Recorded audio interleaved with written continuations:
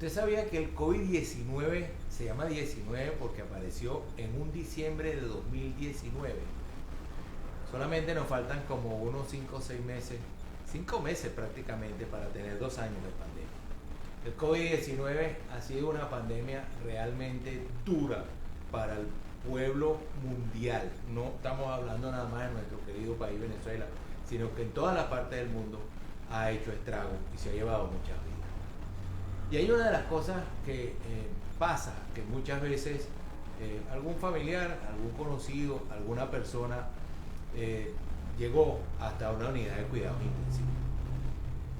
Llegar a una unidad de cuidados intensivos es porque es intensivo el cuidado, es decir, la persona está quizás, como uno puede decir muy coloquialmente, más de allá que de acá.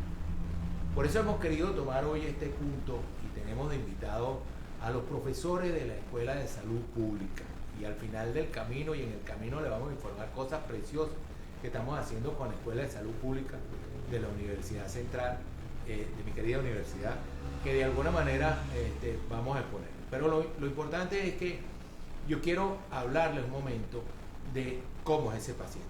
Pero primero hay que presentar a la dama que tengo a mi derecha, la profesora Sheila, déjame decirme lo aprendí, Vergels.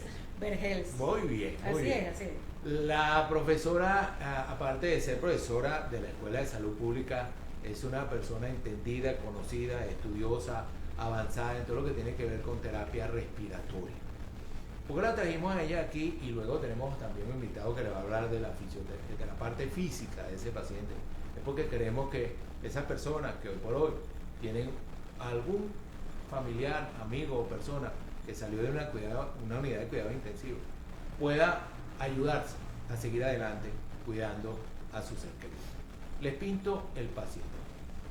Es un paciente que le dio COVID-19 y de alguna manera se complicó. De alguna manera empezó a tener un proceso inflamatorio muy avanzado y el paciente no podía respirar. Esto es lo que sucede normalmente en un paciente cuando tiene COVID-19. Entonces, este paciente con COVID-19 se lleva a terapia, a cuidados, a una unidad de cuidados intensivos, porque hay que ayudarlo a respirar. Se intuba, no solamente se intuba, se le toman vías para alimentación, se le ponen diferentes sondas, una sonda de Foley para que pueda orinar, se le pega una serie de chupones, voy a hablar facilito para que todo el mundo lo entienda, que lo va a llevar a un monitor que me va a decir cómo está cardiovascularmente.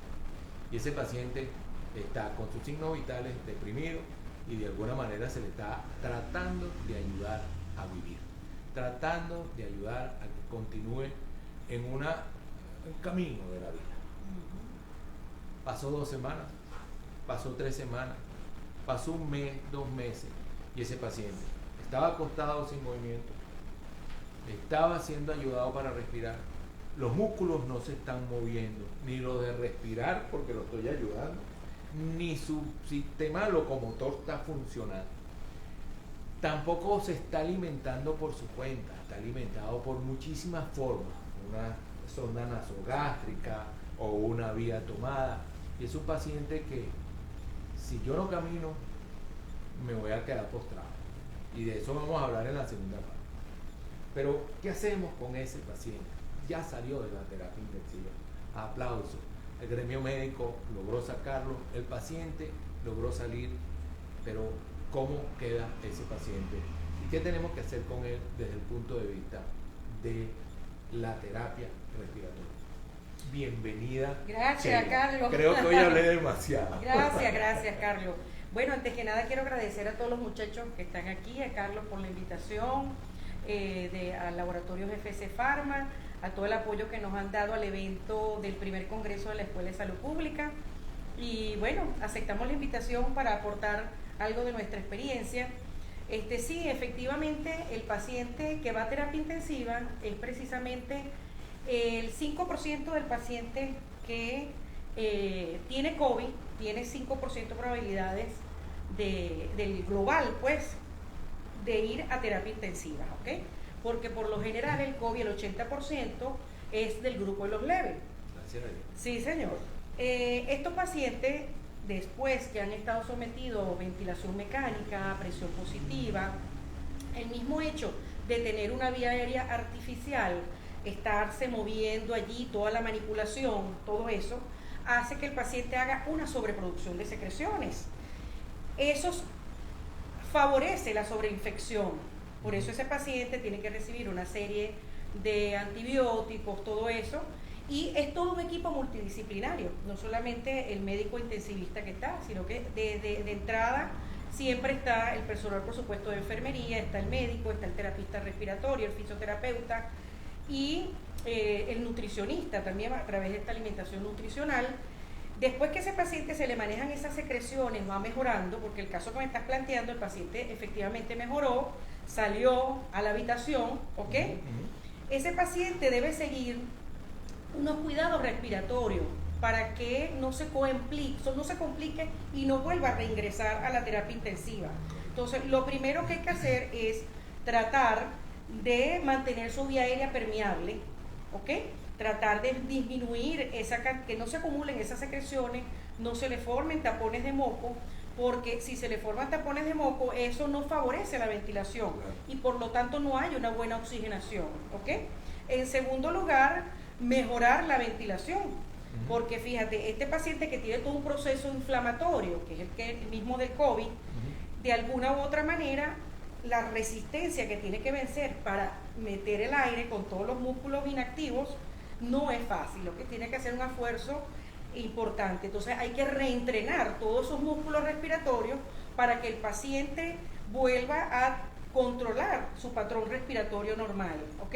Y yo le pinté un paciente básico y ya tú lo estás poniendo con las complicaciones del moco, de la inflamación. Ahora imagínense, ese moco es un cultivo para bacterias. Más sin embargo, yo a ese paciente tengo que ponerle sustancias que lo van a ayudar a bajar la inflamación, pero que lo van a inmunosuprimir. Bueno, claro. Y eso va a traer como consecuencia una producción mayor aún de bacterias, Claro. hongos, protozoarios, cuánta cosa tiene un hospital o una clínica que están allí, que son esas patologías nosocomiales propias de los sitios de donde se le está haciendo la terapia. Y este paciente poco a poco respira menos. Y cada vez que respire menos, Claro. parece mentira, pero el cuerpo se le va olvidando cómo respirar. Lo voy a poner así. Sí. Más o menos eso es lo que le pasa a ese paciente, que hasta se le olvida como la presión positiva que yo tengo que tener para meter aire, o la presión que yo tengo que tener de mi musculatura, diafragma, intercostales, para expirar, para meter aire, para sacar, se pierde. Entonces este es un paciente que yo tengo que asistir. Claro. ¿Qué cosas debe llevar ese paciente? Y le voy a pedir que nos deje un consejo. Yo me acuerdo que cuando empezaron esta última ola de COVID-19, que fue de Semana Santa para acá, que fue muy dura, la gente salió como loca a comprar botellas de oxígeno, a comprar ventiladores. Que no se conseguía. Sí, que no se conseguía. Y eso no es una cosa de estar comprando como uno va a comprar una botella de refresco a la panadería. Esto tiene que ser orientado, ayudado, recomendado. En estos días hablábamos de una persona que te llegó con un ventilador que había hecho en casa. Oye, sí. Eso no es así. Son aparatos que están calibrados, pensados para él. Pero tenemos a este paciente. Así que no vayan a comprar esta cosa porque se me ocurrió o porque alguien me lo recomendó. El opinólogo, como siempre decimos de oficio, le digo, cómprate uno por 100. No, esto hay que esperar. Uno, ojalá no sufrir la enfermedad ni la condición. Y dos, que me lo recomiende la persona encargada. Como siempre lo decimos, la recomendación del especialista. ¿Con qué debo yo mantener ese paciente para mantener su respiración corriente? ¿Qué debo hacer? ¿Qué cosas puedo tener? Ok, bueno, si el paciente salió de la terapia intensiva y está en la habitación de la clínica o del hospital, está respirando normal, o sea, está respirando espontáneamente, ¿ok? Pudo haber salido incluso con un soporte ventilatorio tipo BiPAP, tipo CPAP, que le dan una presión positiva para ayudarlo a mantener esos alvéolos distendidos, ¿ok? Pero también pudo salir de la terapia con uno de los sistemas de oxigenoterapia, o con una máscara de reservorio, o con un bigote nasal, o con una máscara simple. ¿Qué es lo importante, Carlos? Que la terapia respiratoria no es como una receta de cocina, que si tú se la vas a aplicar a todo el mundo, ¿ok? La terapia respiratoria hay que individualizarla a cada paciente, ¿ok? Evaluar al paciente, cómo están sus gases arteriales, ¿verdad? Cómo está su sistema, porque el paciente sale con un estatus confusional, ¿ok? Donde tiene días que no ve a su familia, no sabe dónde está, qué pasó, ¿ok? Entonces, es importante, si el paciente colabora para hacer esos ejercicios respiratorios, para mantener su pulmón expandido y mejorar la ventilación, aprovecharse de alguna manera de esa capacidad que el paciente sí colabora, pero si no colabora la cosa se nos complica un poco, ¿ok? Qué importante eso que tú dices, porque estábamos hablando nosotros, como siempre, nos preparamos para hablarle a usted, de ese paciente no solo sale con un problema respiratorio, un problema de infección o un problema locomotor, sino que también sale con un problema cognitivo. Este paciente está en una condición de estrés acelerado en todos los sentidos, no solamente físico y metabólico, porque está perdiendo sangre, está perdiendo oxígeno, está perdiendo electrolitos, está perdiendo, es decir, está anticoagulado, está con sustancias para cualquier tipo de infección, es decir, antibióticos de todos los tipos, está con esteroides, cuando uno se da cuenta, yo estoy poniendo un montón de medicamentos que de alguna manera me van a alterar el metabolismo del individuo, que ya está alterado por un proceso inflamatorio, por un virus. Entonces, imagínense que la sensación de una persona que el cerebro no está enfermo, ¿cómo está viviendo esta condición? Claro. Por supuesto, cuando sale de ahí hay que recuperarlo, porque a lo mejor no quiero respirar, a lo mejor no me interesa respirar, o me entrego, porque todas esas cosas usted puede enterarse. Entonces, fíjense cómo es multidisciplinario no solo el proceso interno, sino que ya externo, a lo mejor en la cama de la clínica o el hospital, o a lo mejor en la cama de su casa, que este paciente necesita un soporte multidisciplinario, respiratorio, cognitivo, ya le vamos a hablar del físico, por infectólogo, por nutricionista, por tantas personas. Por eso no nos dejamos de decirle a usted, uno, tenga la distancia, mantenga el tapabocas, y ustedes dirán, estamos sin tapabocas, yo estoy vacunado. También. Estamos vacunados. Y si no se ha vacunado, exíjala, búsquela, porque es la única manera de por lo menos yo saber que jamás voy a llegar a esa condición. Claro. Puede ser que me dé la gripe del coronavirus, pero no voy a llegar a estar hospitalizado, y mucho menos llegar a una unidad de cuidado intensiva, y jamás Dios lo permite. Así que están viendo la condición de ese paciente, lo tenemos respirando, hay que ayudarlo a respirar, ¿ok? Si ese paciente no quiere, no está dispuesto a que lo ayuden, ¿cuál es la condición que toma el terapeuta de tipo respiratorio? Bueno, fíjate, es importante, quería continuarte en la Le pega. en la sesión pasada, en el momentico anterior que intervine, fíjate, si el paciente colabora, hay una serie de ejercicios, ¿sabes? Que algunos son instrumentales, otros no son instrumentales, pero todos van dirigidos, a mejorar la ventilación necesariamente. Segundo, a facilitar esa movilidad de las secreciones, que también está reprimida por todos esos cilios que están inactivos, ¿okay? Por esa cantidad de secreciones que ha habido. Los cilios son los pelitos que los tiene pelitos uno por dentro, que ayudan a movilizar las secreciones. Entonces, ¿qué pasa? Se nos complica la cosa cuando el paciente no colabora, evidentemente. Ahí, bueno, cuando el paciente comienza a tener contacto con la familia, parece mentira, se anima mucho más, pues cuando está la familia, porque ya se siente que, bueno, que está aquí, en esta tierra, ¿no? Coopera un poquito más. Se tiene que valer de mucha destreza el terapista respiratorio, ¿ok? De calmar al paciente, hablarle, tratar de dirigir ese discurso inicial, que todo es por su bien, porque definitivamente el paciente en esta fase después de la terapia, que está en hospitalización y luego va a la casa, la colaboración es esencial. Si el paciente no quiere mejorar, muy difícil se pueden conseguir beneficios claros, nítidos, ¿ok? Porque fíjate, para poder toser, el paciente tiene que querer toser, ¿ok? Sí, sí. Tiene que querer toser, tiene que hacer un esfuerzo para botar esas secreciones. Y le va a costar, porque con la serie de ejercicios respiratorios tú se las puedes movilizar con el drenaje postural, ¿ok? Que a través de la gravedad, los cambios de posiciones, el paciente a través de la gravedad, uno lo coloca pues dirigido específicamente donde se ven más secreciones, para que esas secreciones se le vayan acercando a la tráquea y el paciente cuando tenga una buena tos, botarla, ¿ok? Entonces uno tiene que entrenarlo a que tosa. En esa misma sesión de terapia respiratoria, uno trata de que el paciente haga una tos efectiva, ¿ok? Reentrenando previamente también ejercicios respiratorios que reentrenen esos músculos, ¿ok? Que nos ayuden a que el paciente tenga fuerza y tener una tos efectiva. Si nosotros logramos que el paciente esté libre de secreciones, ¿ok? Ya de por sí ese alveolo se va a ventilar mejor, ¿ok? ¿Cuál es la consecuencia? Va a mejorar la oxigenación. Y si oxigenas bien, piensas bien, haces las cosas bien, ¿ok? Y vas enfrascado en una mejoría clara, ¿ok? Porque ese es el objetivo, una buena oxigenación, porque el oxígeno es vida, ¿ok? Todos los órganos trabajan con oxígeno, ¿ok?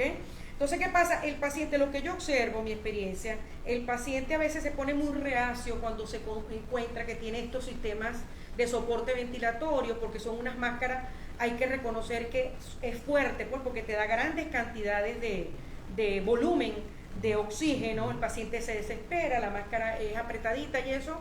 Entonces, yo les recomiendo a los pacientes que han estado en esta situación, incluso los familiares, que lo ayudemos a mantener un poco la calma, que sí hay beneficio, ¿ok? Pero con disciplina, con calma, ¿ok?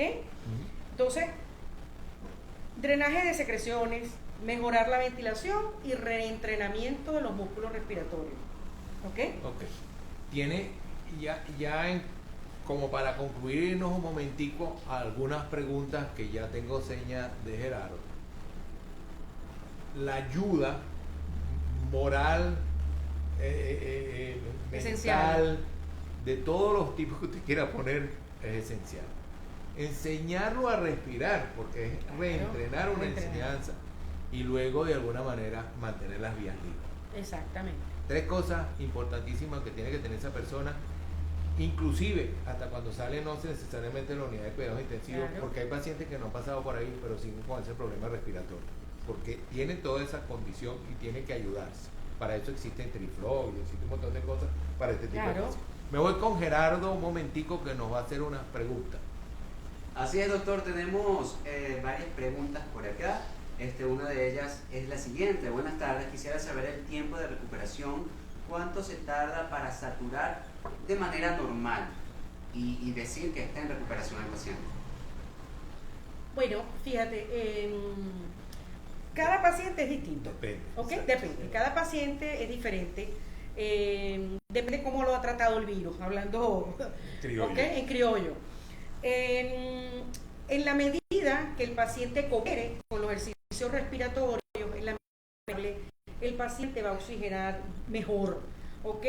Pero el COVID trae con él una complicación que se llama fibrosis pulmonar, que hace que el alveolo, que es la bolsita que está dentro del pulmón, se endurezca, se ponga engrosado, y eso dificulta la movilidad, ¿ok?, del alveolo para la entrada y la salida del aire. En la medida que el paciente reentrena sus músculos respiratorios y logra por sí mismo cada vez más, dependiendo de esa ayuda, lo puede hacer ya por sí solo, en esa medida va a ir mejorando la saturación del oxígeno. Un detalle importante que le quiero hacer referencia, que muchos de los pacientes tienen, ahorita todo el mundo tiene un saturómetro en la cartera, en la mano, no sé qué, tal y qué sé yo, ¿no?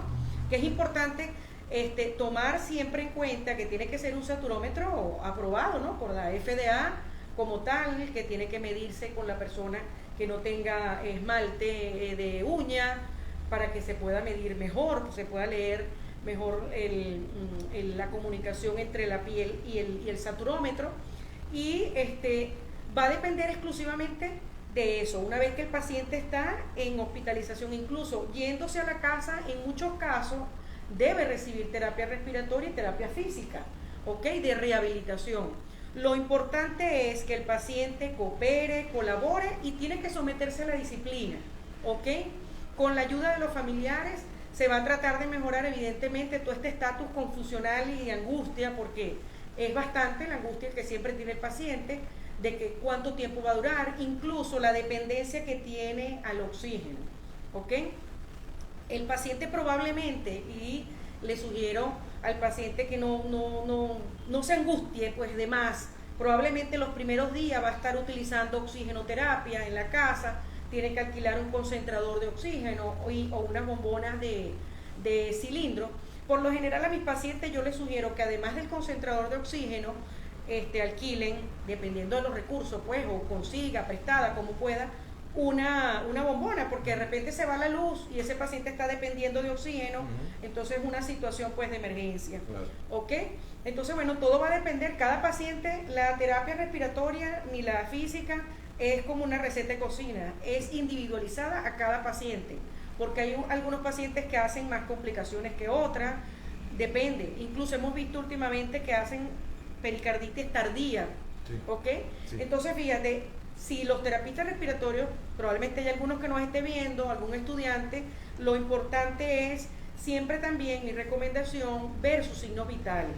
Si el paciente tiene taquicardia, tiene mareo, tiene dolor en el tórax, en ese momento no le puedes hacer la terapia, ¿ok? Es preferible que mejore. Pero fíjense como todo se va complicando, si no se hacen las cosas debidas, no todo el mundo reacciona por igual. Exacto. Sheila, Instagram también tiene sus tiempos y no fantástica. Claro. Yo te voy a dar las gracias, de verdad. Gracias a ustedes. Si es necesario, hacemos otro live acerca de esto. Yo me voy a pasar un momentico al lado de Gerardo, que nos tiene una información para traerles otro invitado. Gerardo, gracias, Chef. Gracias, Carlos. Aquí nos vamos para allá.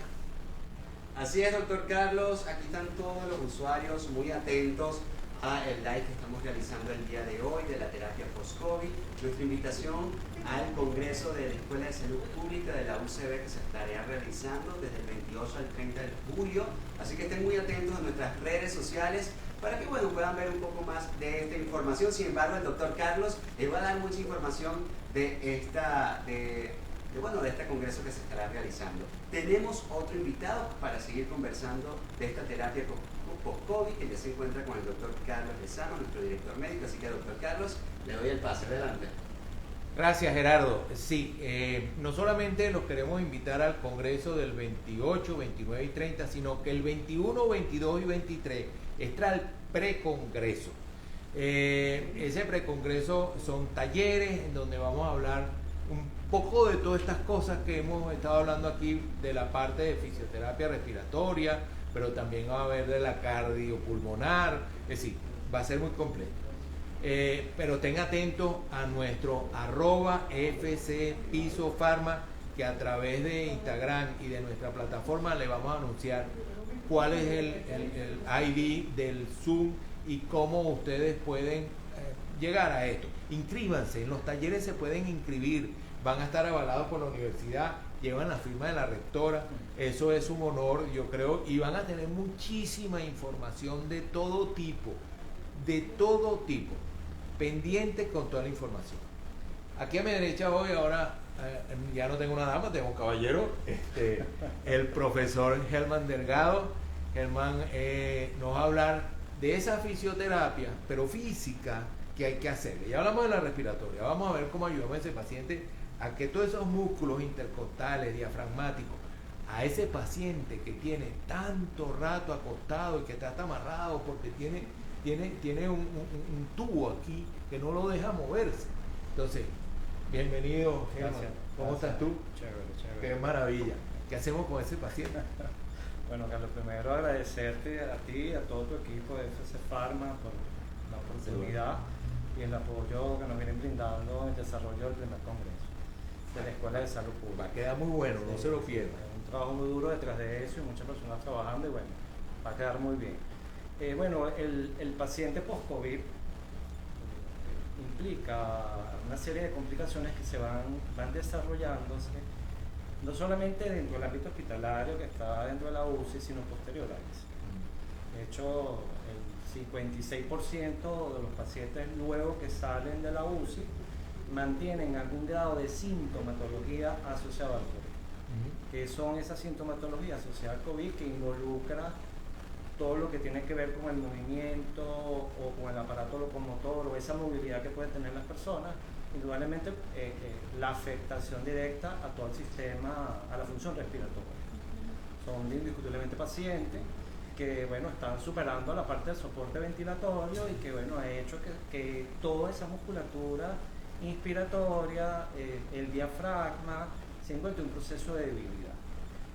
Esa afectación directa de todo lo que tiene que ver con esa función respiratoria involucra directamente a actividades como el moverse en la cotidianidad.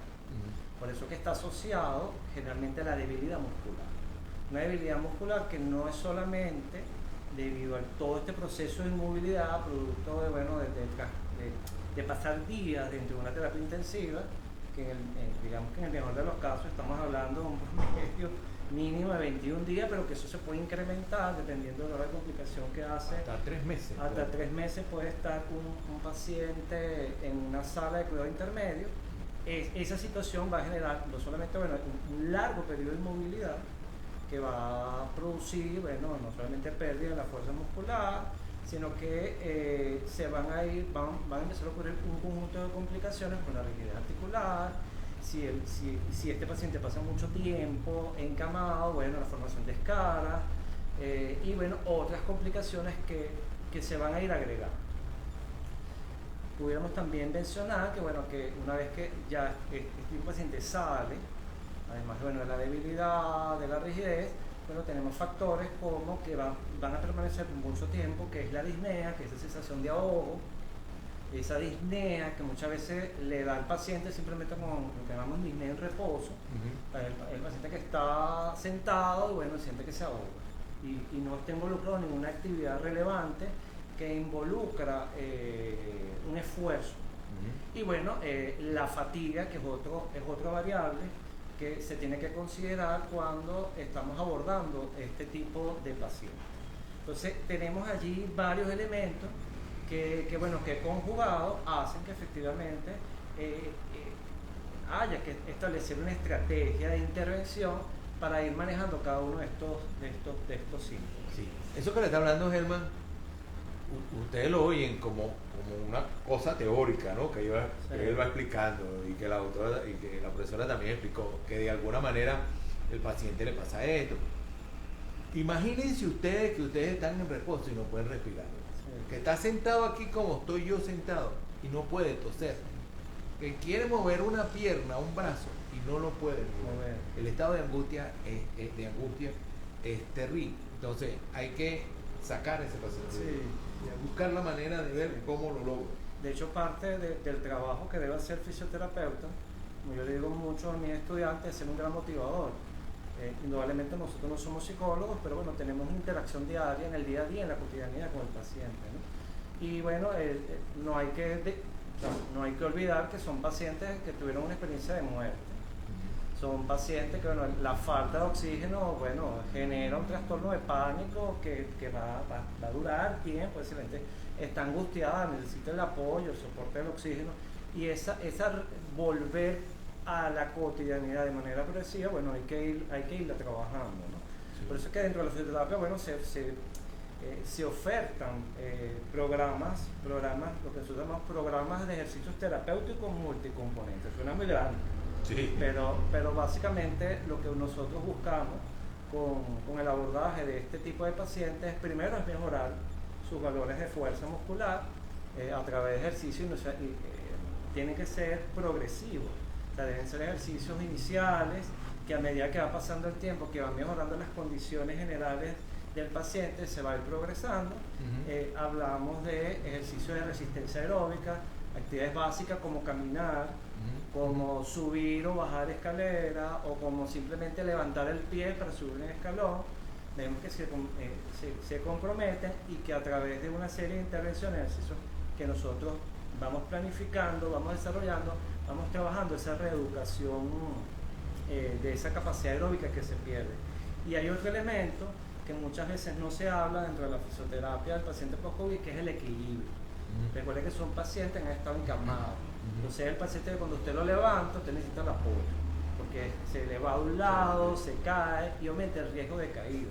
Entonces, si estamos hablando de un adulto mayor que ya indudablemente tiene otras enfermedades de base, hay una osteoporosis, y encima además se le crea una inestabilidad, hay una caída, surge entonces un riesgo de fractura que lo que hace es complicar todo esto horriblemente. Exactamente.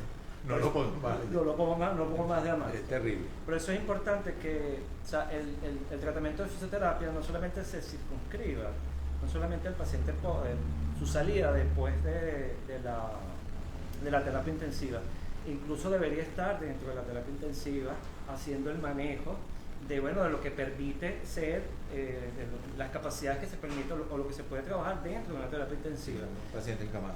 Exactamente, lo que es un paciente encamado, ¿no? ¿Ustedes utilizan algún tipo de producto, de material para este tipo de cosas? Bueno, básicamente... Me voy a ir a la parte de está muy bien. publicidad. Sí, básicamente la oferta es ejercicio. Okay. Ejercicio diario. De hecho, yo a mis pacientes que han estado sobreviviendo a esta situación, obviamente la oferta es tratamientos diarios de 30 minutos, que incluya básicamente ejercicios de resistencia aeróbica, de fortalecimiento, de equilibrio, y seguimos con el apoyo del ejercicio respiratorio a través de la fisioterapia tora, que lo vamos haciendo. Sí, yo decía que me iba al momento de publicidad, porque compañeros, profesores, profesionales como Helman son personas que utilizan productos como nuestra árnica FC. Lo increíble es que estamos a punto de poner a las manos de profesionales como tú un árnica que les va a encantar. Esté pendiente de que eso viene por ahí rodando, porque viene un árnica FC especial para usted. Ya terminé la publicidad, seguimos con el paciente. Bueno. Es que ese es uno de los productos que nos permite hablarle a las personas, porque sirve mucho para el que hace ejercicio, para el que se entrena o para el fisioterapeuta, que de alguna manera necesita herramientas para ayudar a ese paciente. Y este es un paciente que, señores, no se movió un mes, 2 meses, 3 meses, que se postró. Eso es como un carro cuando usted lo apaga y que 3, 4 meses, cuando lo quiere prender, le cuesta prenderlo. Y le cuesta mucho. Es así. Sí, es tal cual. Este paciente es un paciente que yo lo apagué y cuando lo quiero prender otra vez, es como el carro. Tengo que decir la batería tiene carga, tengo que decir tiene agua el radiador, tengo igualito. Y tengo que irlo llevando lentamente y empezarlo a mover la primera cuadra, la segunda cuadra, hasta que yo lo pueda bajar a la guaya. Pero mientras tanto, lo tengo que mover de a pedacito. Es un proceso lento, es un proceso en el tiempo, es un proceso que lleva tiempo y que no puede llevar desesperación. Sí, eso es lo peor que puede llevar. Eso es importante decir, porque yo a mis pacientes les digo, usted no está entrenando para ir a las Olimpiadas. O sea, aquí se trata de hallar un equilibrio entre el reposo que da el sentirse mal y el inicio de la actividad. Entonces hay que jugar, hay que equilibrar esas condiciones, ¿no? Porque es mentira de que a los 2 días que sale la terapia intensiva, un paciente que ha estado comprometido respiratoriamente va a retornar de nuevo a sus actividades en la cotidianeidad, de lo que hacía, el que se venía a bajar, escaleras, ascensores. No, o sea, es un proceso lento que indudablemente, en la medida que el COVID generó efectos, generó secuelas, en esa misma medida se van a ir progresivamente superando. Entonces es importante no casar la mejoría con un tiempo. No. O sea, yo insisto Correcto. mucho hay que casar generalmente la mejoría con resultados. Entonces yo siempre cuando hablaba cuando me preguntan, ¿qué tipo de ejercicio debo hacer o debo realizar? Yo siempre les digo a los pacientes, los ejercicios primero debe ser seguro. O sea, es un elemento primordial. Es decir, me voy a poner a caminar, pero si durante caminar siento que me voy a ahogar, que me voy a desmayar, que se me va a disparar la tensión, entonces bueno, ya va. Entonces bueno, vamos a caminar, pero bueno, vamos a caminar con un límite de tiempo. Claro. Vamos a medir algunas variables como el esfuerzo, como la saturación de oxígeno, la frecuencia, es decir, medir algunas variables. Otra característica es que, bueno, además de ser un ejercicio, debe ser sencillo, debe ser seguro, debe ser saludable y debe ser satisfactorio. Y ahí hablamos con el tema de expectativa. Bueno, todo el mundo que pasa una estación como esta quiere resolver quiere resolver esto de manera rápida. No. Quiere salir lo más rápido posible, porque en esa medida es como que yo trato de echar atrás, como que bueno, Sí, ya olvidé ya se esto, acabó, ya salí de esto. ya salí de esto, y no, o sea, esto va llevando de una manera precisa, pero es importante, como hablaba Sheila, de que ese compromiso, es decir, ese ejercicio que es satisfactorio, en la medida de que yo entreno a la persona y esa persona se da cuenta que va mejorando sus capacidades, y yo como terapeuta debo ir como un gran motivador, reforzándole, enseñándole, mira, hoy caminaste 5 minutos y pudiste caminar y pudiste mantener la conversación mientras caminábamos. Ahora ya no caminas 5 minutos, sino caminas 7 minutos, 10 minutos. Ahora puedes hacer un plan de caminar con obstáculos, es decir, ese avance que pudiera parecer en un momento como pequeño, Es muchísimo. pero es muchísimo para un paciente que perdió esa capacidad de moverse y que bueno, que está afectado nada más y nada menos que bueno, que es el poder tomar oxígeno Sí. y sentirse bien tomando oxígeno, ¿no? Sí. Yo quiero ponerles algo que está escrito ya en la literatura de los pacientes. Ya llevamos 2 años con esto y los pacientes, hay muchos pacientes que ya salieron de esto. Hay muchos pacientes que estuvieron en esta condición crítica y están jugando béisbol, tenis, lo que quieran, pero es importantísimo lo que dice Germán, lo que dijo la profesora Sheila, es un proceso lento, pero coordinado, ordenado, seguro, que debe hacerse en los tiempos que establece la vida.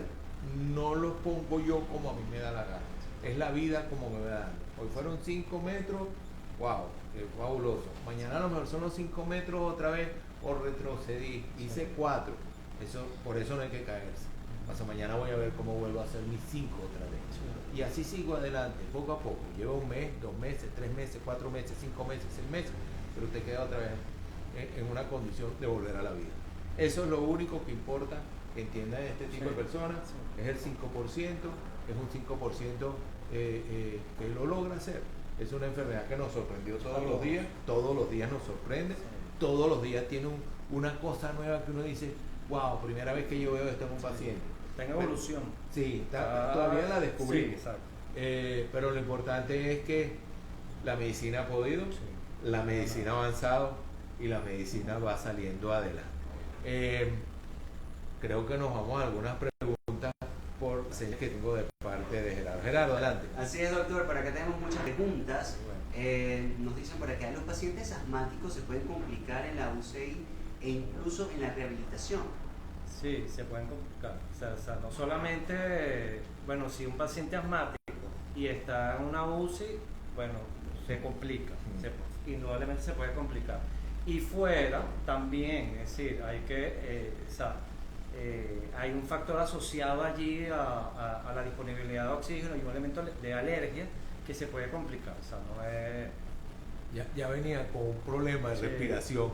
Sí. Imagínense, y llega y se le complica la respiración. Son pacientes delicados, muy delicados de llevar porque ya vienen con un problema de base. De hecho, es lo que hablamos de la comorbilidad. Sí. Son enfermedades que están presentes antes, bueno, del COVID, y que, bueno, una vez que el SARS-CoV está interactuando va generando complicaciones dentro, bueno, en cada uno de es que produce complicaciones por por todos todo, lados. Es impresionante cómo hace desastre ese virus. yo lo llamo el maluco, para no... Es un adjetivo decente. Gerardo, Por acá otra pregunta nos dice, ¿el paciente es contagioso aún en rehabilitación? Sí, sí. Mientras el PCR esté activo, indudablemente está... Sí, él se mantiene como unos 15 Sí. a 19 Sí, días en una condición Sí. de contaminador, déjame poner Ah. esa palabra. Pero después no, empieza ya en ese momento. Por eso uno cuando le ponen la segunda dosis de la vacuna le dice, con los 19 días es que tú vas a tener inmunoglobulina, es que vas a tener un sistema de defensa ya contra Sí. el COVID-19, SARS-CoV-2, Sí. o el bendito virus ese que nos ha hecho perder un buen pedazo de nuestra vida. Doctor, ¿es normal que una persona post-COVID mantenga actualmente una saturación en 95 y al hacer una actividad física le baja la saturación e inmediatamente en lo que está de nuevo en el reposo la saturación sube a 95? Sí, Sí, sí, porque algo que dijo la doctora cuando pasó por acá, hay fibrosis, el paciente queda como que si tuviera un enfisema pulmonar, es decir, el alvéolo que tiene que ser una bolsita flexible que ya se pone rígida, le cuesta hacer esto, entonces ese paciente por supuesto puede estar muy bien en reposo, medio se peina y pareciera como ese paciente que uno habla que tiene enfisema pulmonar o que tiene insuficiencia cardíaca congestiva, este tipo de paciente que tiene algún problema de debilidad, y entonces en lo que lo medio muevo, se descontrola todo. Además que cada vez que uno hace ejercicio, los niveles de saturación bajan. O sea, nosotros tenemos unos niveles de saturación Exactamente. normal, o sea, entre 96 a 100%. Cuando yo hago un ejercicio intenso, yo puedo registrar niveles de saturación en sangre hasta el 86%. Sí. Claro, eso una vez que se suspende el ejercicio, vuelve de nuevo nivel, pero sí puede bajar por producto de la actividad del ejercicio físico. Probablemente en nosotros que no nos ha dado esta Sí. enfermedad, gracias a Dios, Sí. lo podemos hacer muy rápido. En ese paciente es lento. Sí, súper Es lento. Muy lento, Sí. porque no tiene esa capacidad. Yo no sé si quieres poner algún consejo o algo más al respecto. Sí, yo creo que ya un poco para terminar, el virus no ha acabado. No. Yo sí, mi recomendación es, bueno, mantengan todas las previsiones con respecto al virus, el uso del tapaboca, el distanciamiento, porque bueno, sigue estando allí. Y bueno, no relajarnos, porque bueno, la historia nos ha dicho que cada vez que nos relajamos con respecto al virus, entonces le damos espacio para que entonces vuelva a atacar y tengamos estos problemas. El secreto está en vacunarse. Vacúnese. No importa si es china, si es rusa, si es americana, si es inglesa. Vacúnese. Es la única cura, es la única cosa que me puede ayudar a mí a ir contra esta enfermedad.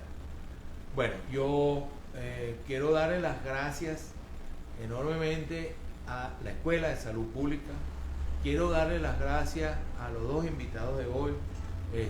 A la doctora la voy a invitar, ella está tomándonos una foto allá, pero yo la voy a invitar a que nos acompañe aquí atrás con nosotros, porque tanto la doctora Sheila como el profesor Germán estuvieron aquí invitados, no solamente para hablarles de ustedes de que sí, hay promesa, hay camino, esto se puede solventar, simplemente necesita de los profesionales que lo ayuden, pero los queremos invitar a dos cosas.